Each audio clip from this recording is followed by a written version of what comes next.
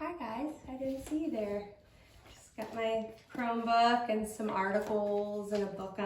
I'm doing some research. Just kidding. But today what we're going to talk about is logos, and that's our third rhetorical strategy.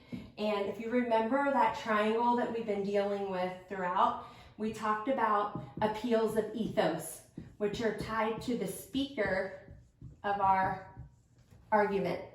And the ways that when you make an appeal of ethos, you're really trying to build up the credibility of the speaker so that the audience trusts the things they have to say and buy in.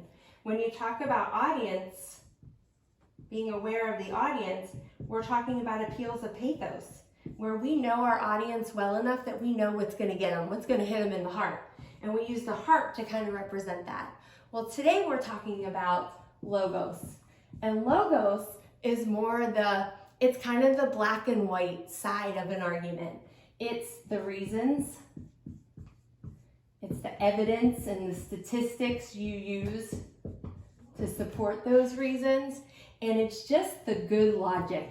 If you look at that word logos, L-O-G, it's tied to the idea of being logical or just making sense. When something is logical, it makes sense, you know? And people can buy into your argument when your reasons are strong and sensible, and your statistic and your evidence make sense and are reliable and credible. Now you can see how when you've done this well, your ethos is affected. You're more trustworthy when you've done your homework.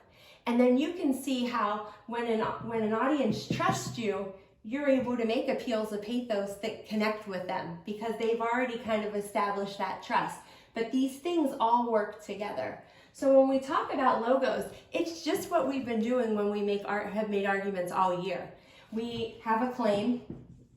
We give good reasons to support our claim, right? We provide evidence, and our evidence can come in a lot of different ways. It might be statistics. It might be facts. It might be definition. These are the things that we use to kind of support our reasons that we hope are just very logical.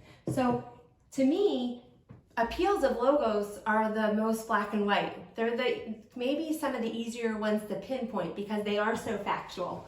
They are so tied to just what the reasons are to support the argument. So today you guys are going to go in and you're going to look on that document for the brain. Now you know what a terrible drawer I am, so I'm about to draw, that's the brain stem, which, let's just be real, that doesn't really look like a brain. I'm going to label it brain so you know it is. But when you go on the document that I created for you, you'll see links over top of the brain of commercials that really rely on logos in order to kind of sell you on their product. And they might tell you just the rating.